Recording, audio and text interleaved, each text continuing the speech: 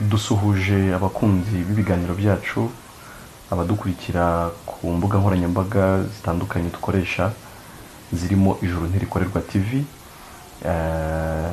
aho dutambutse ibiganiro by'ubutumwa bwiza bwa Yesu Kristo. Nge muvugana ni Emile Nshimiyimana, n'uwo turi kumwe yabibwira tugakomeza ikiganiro. Ni Ndabavunye Eugenie, mukiranutsi ku bwa Yesu. Nibyo ikiganiro cy'uyu munsi rero numvaga twaganira n'abadukurikiye kuri zimwe mu nyungu z'agakiza, kubera ko zo ni nyinshi, ntabwo mu by'ukuri twazirondora ngo tuzirangize, ariko twavugaho zimwe gusa mu nyungu z'agakiza. Yego, ngo rero sinzi niba hari zo zibangutse hafi cyane ko izo nyungu tuzisangiye. Yego, agakiza nk'uko ijambo ry'Imana ribivuga ni ukubabarirwa ibyaha. Ndashimira Imana ko imaze kumenyesha ko yambabariye muri Kristo, nagize amahoro adasanzwe. Icyo ni ikintu gikomeye, niryo tangiriro ry'ubuzima bwiza. Agakiza ubundi Luka 1:77, Luka cya mbere 1:77, agakiza no kubabarirwa ibyaha. Umaze kumenya rero ko wababariwe ibyaha byawe byose, wagize amahoro. Nagize amahoro, ngira ibyishimo, ngira no kubabarira. Yego, ngira imibereho myinshi mibi. Hari ibintu byinshi nashakishije. Burya ubuzima bwose bw'umuntu dushakishiriza muri byinshi ariko bikanga. Amashuri umuntu yarashakishije, amafaranga, imiryango, ibyishimo bitandukanye. Twashakiraga ibyishimo ahantu henshi hatandukanye ariko biranga. Ariko ngeze kuri Yesu, nkijijwe, menye ko Imana yambabariye ariko gakiza nakiriye, noneho numva bya bindi nashakaga ndabibonye. Urumva Yesaya 57:21 haravuga ngo nta mahoro y'umunyabyaha niko Uwiteka avuga. Urumva rero nta mahoro umuntu yagira niyo yakwiga menshi, niyo yatura heza, niyo yashaka neza. Ibyo bita gushaka neza, ubwo nabyo ariko umuntu yabisobanura, tubonye akanya umuntu agasobanura gushaka neza uko ariko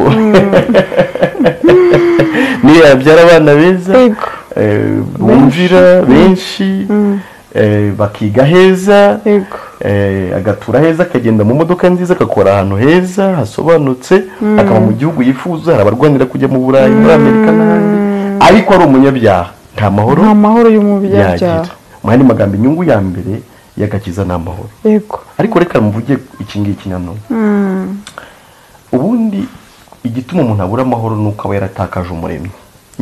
Numva aryo pfundo rya byose. Umuntu burya amaze gukurwa mu Edeni, ajugunywe hanze y'ingobyi, yahise abura amahoro. Ntiyari kubona amahoro ariko ari hanze y'umuremyi w'Imana, ari kure y'umuremyi we. Iyo rero umuntu yongeye kwizera Yesu Kristo, akagarurwa muri ya ngobyi, akagarurwa mu bwiza bw'Imana, asubira muri protection, mu mutekano w'umuremyi we. Ukamera nk'umwana uri mu nda ya mama we.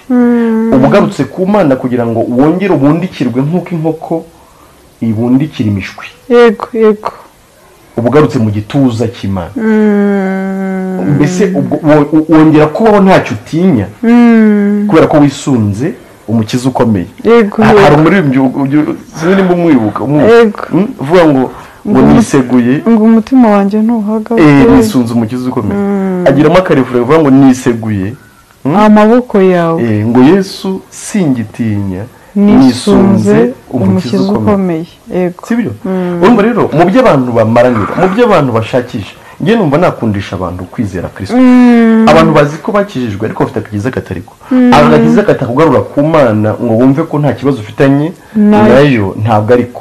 Agakiza ni ukubabarirwa ibyaha. Ngo narakijijwe ni ukuba warakiriye izo mbabazi Imana yatanze muri Kristo Yesu, ukaba nta rubanza ufite mu mutima wawe ku Mana. Noneho ukaba uzi ngaho ndi hose ndi kumwe n'Imana. Imana niyo inshunze, niyo indeberera, niyo inyitaho, aho kuyumva nk'umwanzi wawe, ahubwo noneho ukaba wayigize mu ruhande rwawe, ikaba umurinzi wawe. Muri ibyo muravuga ngo Imana niyo murinzi wawe wo kwizera, ngo niyo gicucu cy'iburyo bwawe gihoraho. ngo Imana irinda Abisirayeli ariko ubu none n'abakiranutsi ngo ihora iri maso ntisinzire. nawe wasinzira rero wowe. uyu nguyu ni gusinzira. ubu ngubu nararyama agasinzira akizigura kuko aba yumva Imana ariyo imubereye maso. ubu ngubu rwose ndaryama ngasinzira, naho hazi ibyago bimeze gute mba numva amahoro ye ntayatakaje, kuko mba numva hari umukiza ukomeye mfite nk'uko umuririmbyi yabivuze. kandi na Zaburi irabivuga ikavuga ngo abari mu gicucu cy'isumba byose bari amahoro rwose. bavuga ngo hahirwa umuntu Imana itoranya ikamwiyegereza. nanjye rero kumva ko Imana yantoranije ikanyegereza ikanshyira mu bikari byayo, numva ukuntu indagira mu rwuri rutoshye ikanjyana ahantu iruhande rw'amazi adasuma. aho hantu ni heza cyane. ariko urumva bitandukanye na kera twumvaga ko Imana dufitanye nayo ikibazo. buri munsi ukumva ndibubanze kwihana, ndibubanze kwatura, ndibubanze kuvuga ibi kugira ngo numve ko Imana twakongera kugirana imishyikirano, kandi udukosa natwo tukaba twinshi. sibyo?